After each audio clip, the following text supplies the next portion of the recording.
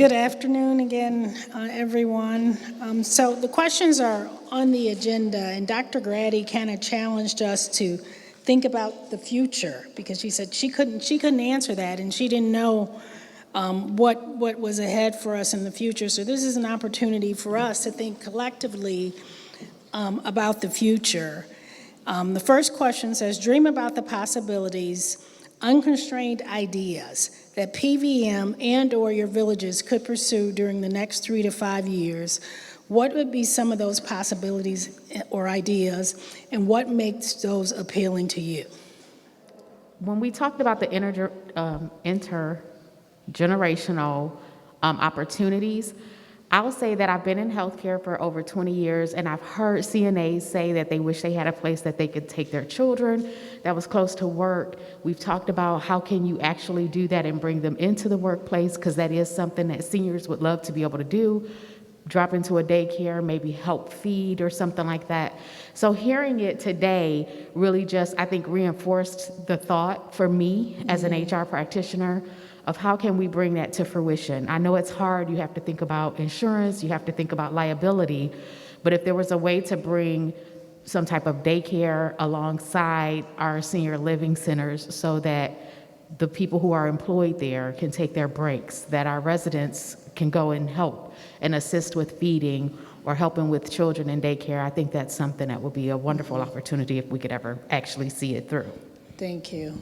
As I look at the importance of those of us who have had experiences in healthcare, whether it's a physician or a nurse or a social worker, we have so many opportunities to take those lessons and pay forward.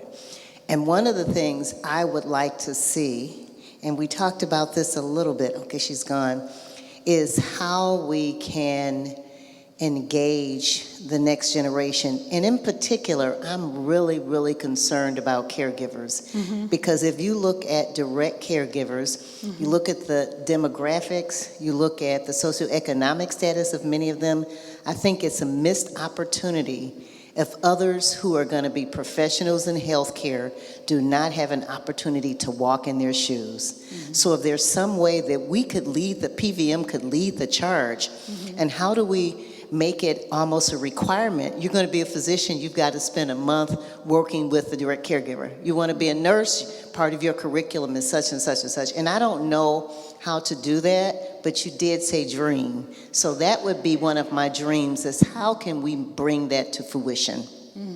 Thank you. And actually, Dr. Grady, I mean, the statistics you gave were a little scary in the rate at which the population is aging, as we have decreased number of young people, increased number of people who are available to assist with this growing aging population. So, yeah, I think we have to think outside of the box, and we shouldn't dismiss any idea. We've got to try. So, someone next. So, Audra. Roshanda, I have an out of my dream, and a few people in this building know what this is. They are doing this particular program with college students, actually med students in the Pittsburgh area. And we all know malls are dying. And I use the Village of Westland only in particular because I used to shop at the mall all the time. And in Westland Mall, there used to be a Macy's. That Macy's has since gone out of business. So as I was looking from a marketing standpoint, and it talks about engagement and things of everything we've talked about, is thinking maybe could we put senior housing in a mall? Could you convert a Macy's or a Sears and put senior housing in a mall? Now you have intergeneration. You have many different things that would play into some of our strategic plans. So it's just a thought. I had a dream a couple months ago. Next to Harmony Manor is an abandoned supermarket. I don't know why I had this dream or where it came from, but it could be possible. We bought the abandoned market and turned it into a healthcare facility only for PVM residents, for residents who were underinsured, underserved, or didn't have means of transportation to get to and from doctors. And they were rotating doctors that worked in this facility from DMC, Henry Ford, Beaumont, and they donated hours to the facility because we're a nonprofit. And it extended the quality of life for our residents because it gave them a sense of comfort to have something that they were already familiar with partner with our now services to provide more care than what they already had. Don't know where it came from. It might happen. Thank you. So, of course, healthcare, we have to think about healthcare, right? If we're thinking about anything involving seniors, healthcare has to be at the center of it. And so that's a great dream that was given to you. Hopefully we can figure out how to make that happen. I would say selfishly for the village of Sage Grove and Kalamazoo is we'd like to double or triple our size because the need for affordable, safe housing in Kalamazoo is great. It's only going to grow exponentially. And if you visit our community, the sense of community from the residents and the number of volunteers that we get from the university is just great. And it'd be wonderful to be able to share that with more people that need affordable housing. So I keep lobbying Brian over here and Roger that we need to try to expand our property.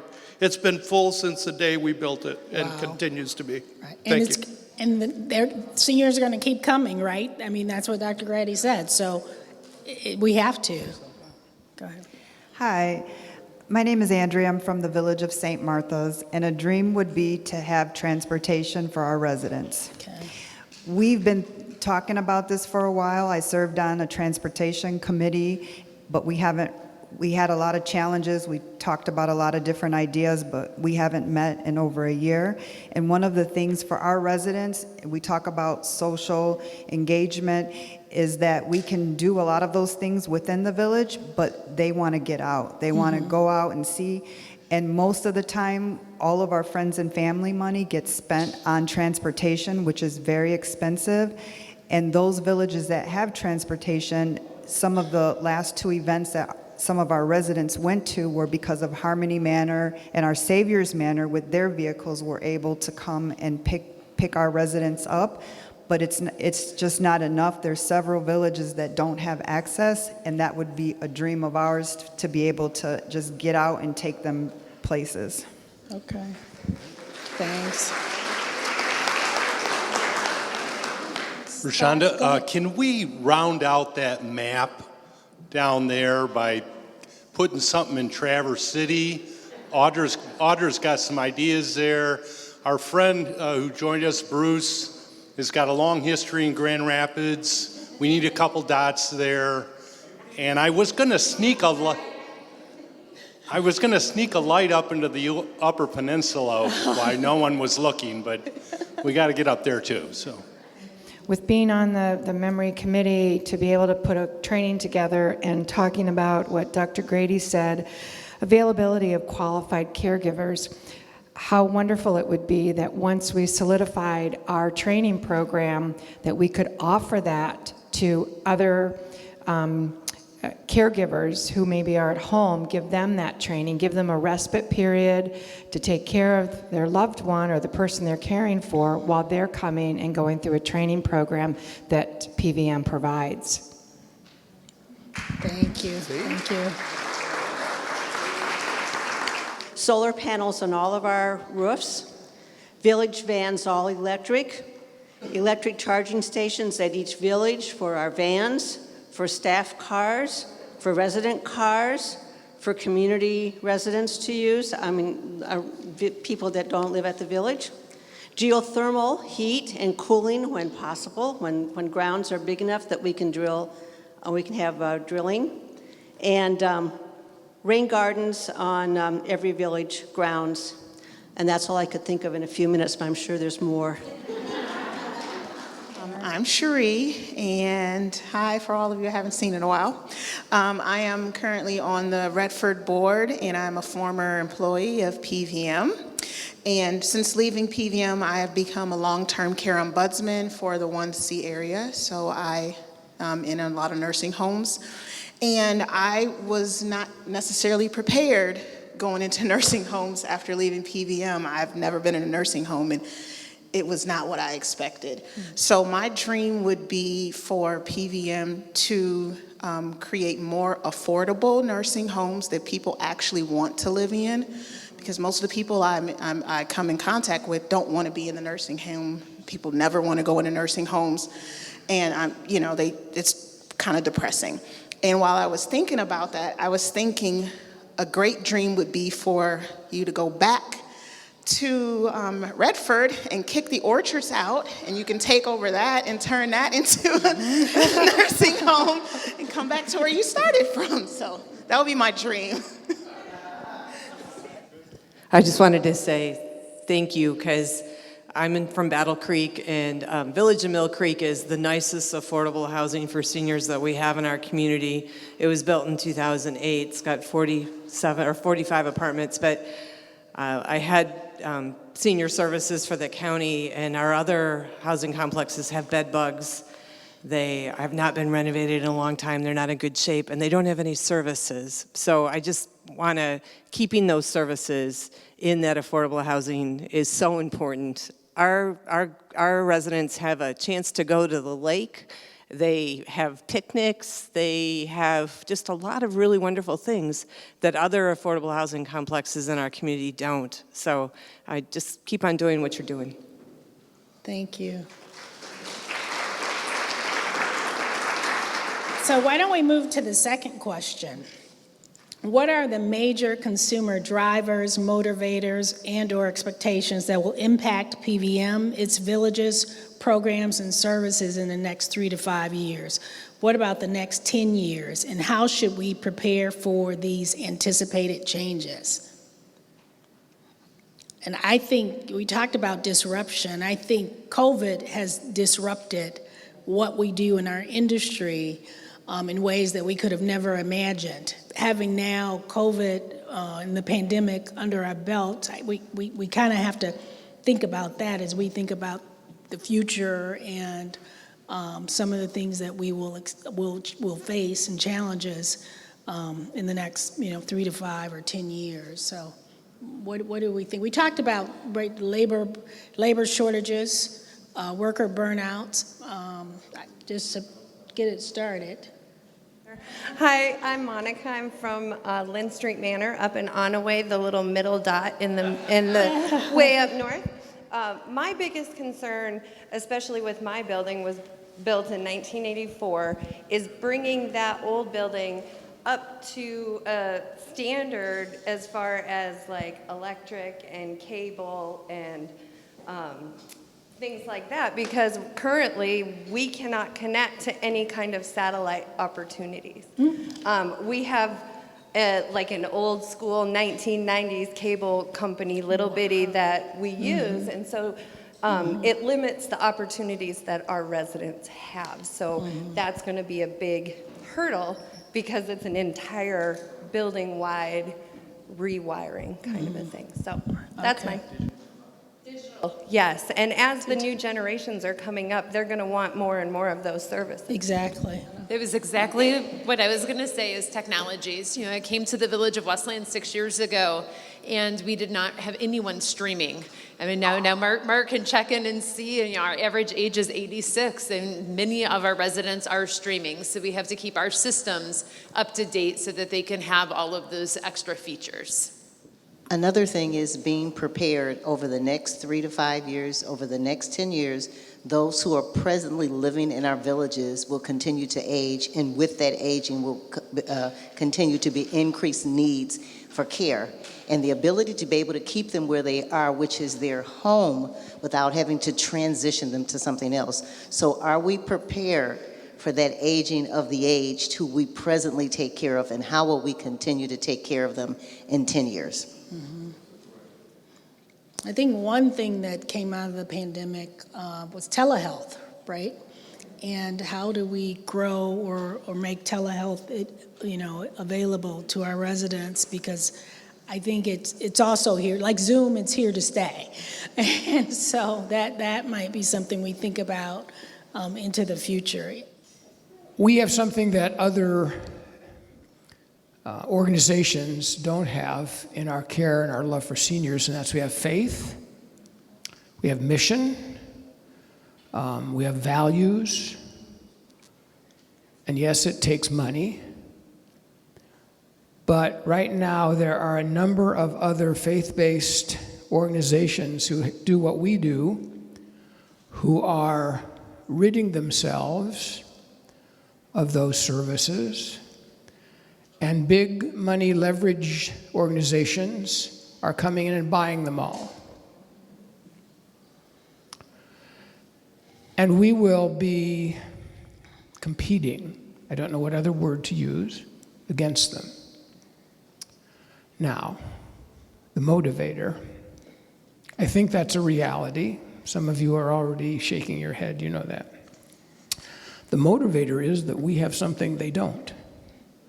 We have faith, we have values, we have mission, and there will be folks who don't want to be a part of a for-profit, leveraged organization. They will want to put their loved ones and keep their loved ones in places that have, are you with me? Faith and values and mission, and we will be that organization. Hi, I'm Kathy, and I'm from the Board of Redford. And I think one of the things that I would anticipate in the next few years is that we're coming into a generation that no longer has pensions. They're living off of Social Security and what they could do, put away when they were working, often with families. So I think it's going to be a huge challenge, and we need to kind of think about how we can continue providing these services for people that won't necessarily be able to accommodate the increase in cost. And I think for me, one of the motivations is that, you know, I would want to use my faith base and my motivation to help those that are less fortunate. But we are, as you said, aging very rapidly. Mm-hmm. One of the jokes as a nurse was, who's going to take care of me when I get older? It's going to be the nurse in the bed next to me. So I think we need to anticipate that we're going to have these needs, but it's going to be on a huge, tight budget. You know, people just aren't going to be able to afford the types of services that we would like to provide. Motivators. Dr. Grady has already told us a big motivator for our clientele is to not come to places like our villages. And what's one market opportunity for us is to look at how do we leverage some of our services to reach back into the homes so that we can support people there. It's a business line, I suppose you could say, but also a way to connect people who are potential residents, or maybe it's a way to serve them over the duration where they don't become our residents because they're able to successfully live in their homes with folks that are not in the nursing home qualifying categories Dr. Grady outlined for us so well. Henry Johnson, I am totally committed to the mission and vision of Presbyterian Villages. I'm also depressed that we can't seem to break into markets in certain communities in this state. I live in probably one of the most advantaged towns, and that's Ann Arbor. And everything is going up in Ann Arbor. And one thing that really depressed me the other day was when I saw a Grosse Pointe moving van coming into Ann Arbor. And I said, there's something wrong with this picture. Point being, Ann Arbor has turned into really upper middle class community with people with a lot of money coming into Ann Arbor and its surroundings. There are senior communities being built, but they are really high-priced communities. And we, Presbyterian Villages, made a valiant effort, and Roger can attest to this, and I don't think Brian was there that night, that we literally we did a lot of work in trying to get affordable housing for seniors, and I'm very much committed to seniors who help build that town, not newbies. I have nothing against newbies, But I've been in that town since 1961, and I've seen the transformation. And I commend us, and particularly Roger and Brian and Bob Peterson, when we made a presentation to the City Council of Ann Arbor, and we were bested in that bidding process by a much younger group who had ideas that I don't think most seniors could really identify with. But more important, seniors who had made that town and that county are literally iced out of that community because it's really upper middle class and upper and rich. So market rate is a real problem in our community.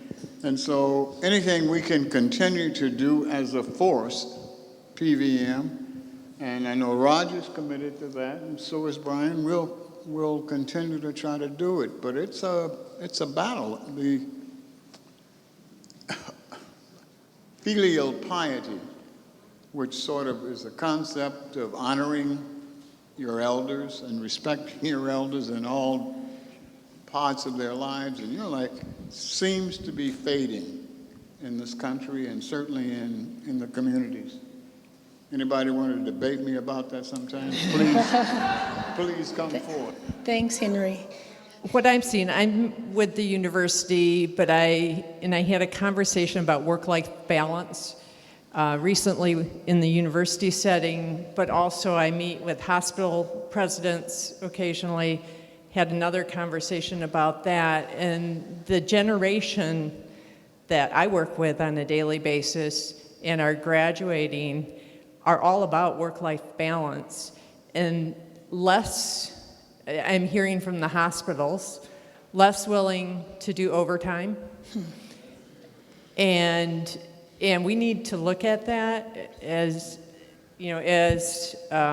villages to think about how we can flex our work staff to get that work-life balance, whether it's some work at home days, some work at work days, or flexible work schedules. I love the idea of childcare on center. Any of those things that can help provide that balance are going to be increasingly important. Thank you. Hi, so I've only been here a couple of months, but this came to mind. Right in the name of the organization Presbyterian Villages is the word Presbyterian. So I was wondering if we had partnered with churches and the church community that often in the past, and if that's something that could possibly lead to more partnerships and development of programs and helping them, in turn they help us. Mm-hmm. We definitely have. Mm-hmm. Is there an opportunity to do more in the future? Absolutely. I think we're going to have more generational diversity in our residents. As people live longer and more viable, from 55 to 105, how will we then be innovative in providing services, especially social activities, for that wide of a generational spread? Because people 55 may not want to play bingo, and people 105 may not want to. Right. I come from Oakland County, and just so you know, if you're not from Oakland County, everybody there wants to be an engineer, and everybody there is really rich, which is what everybody always thinks. And so we have the problem in Oakland County of when you say, yeah, but not everybody, we still have a need. We have tons of low-income families and tons of low-income seniors, but nobody really wants to talk about them. And so I think it's great. I'm on the village of Oakland Woods, by the way. And so it's a high need everywhere, even in Ann Arbor, right, where no one wants to admit it, but they're there, and they still need that voice and the advocacy. And so I would just encourage everybody to keep advocating for the low-income seniors, because they don't really advocate for themselves, right? There's a lot of shame around that. I will also add that between 55 and 80, right, so 55 is our low age, My mom is 84, and even though she has physical limitations, in her mind, she's like 26, and she wants a job. She tells me all the time, I got to get a job.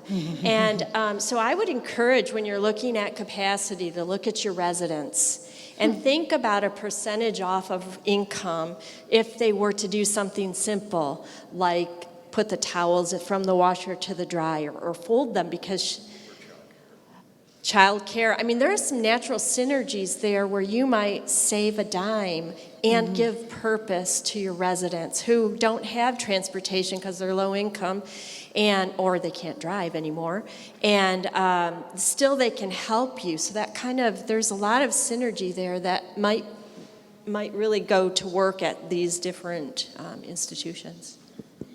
I'd like to ask all of the PVM past board chairs and current and past directors to join me on the stage for something that isn't on the agenda. Past and present, board members, directors, and chairs. So this week marked a historical moment in the history of PVM. Roger Myers celebrated his 30th year with PVM in being board chair.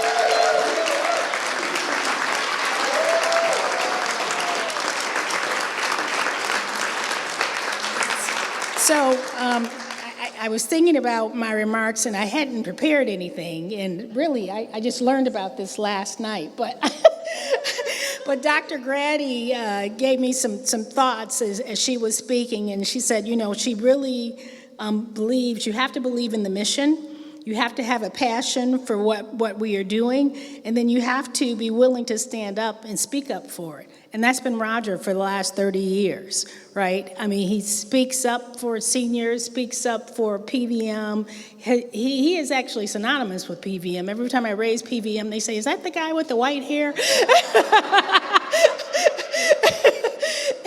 I always say yes. So we have here a mock-up of a feature that will be published in the next edition of Cranes, of Roger really commemorating his work and the 30 years he's been at PVM, and sharing with the whole Detroit metro area kind of what a gift he's been to us, a gift he's been to all of the seniors who have lived in PVM facilities over the years, all the people who've worked.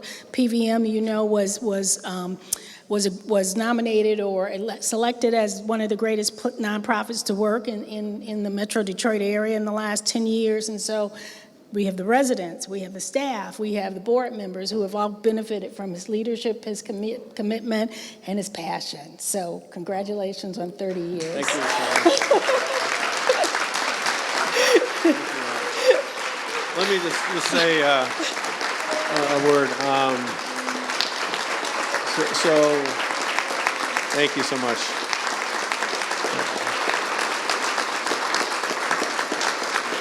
Thank you. So, it's been a real joy every day, even in the midst of all the stuff that Katrina talked about, that really working with and for an organization that has what we talked about earlier this morning, all behind it, and really the leadership of board members over the decades, not just the PVM board, but all of the village boards, and you hear things like what Jose talked about in Kalamazoo. And Jose, I don't think we've seen each other probably in 3 years or more, maybe longer than that. But to see the passion in Kalamazoo and Battle Creek and Harbor Springs and Bay City and everywhere, and knowing that umbrella, kind of the fiber that knits us all together, is PVM, and it's a blessing, and we do great work together, and I am just honored to have been a part of it, and really building on the legacy of the people that came before us. I mean, if you think about what was going on in the 1940s when the Redford Village was getting started, but it's all just a continuation of that, and it's been wonderful, and I look forward to the next whatever God gives all of us. I've said to the board, I've been very open about it, that my plan would be probably not to continue much beyond 70. And so I'm 66. So that means I've got a good 4 more years. But also what I've said to some people, I've said it to several people, I'm going to be sprinting across the finish line. I'm not going to be like walking or anything like that. It's going full speed. And again, it's been a joy. And thank you, Rashonda, for what you said. I appreciate it. Yeah, thank you. And thank you all.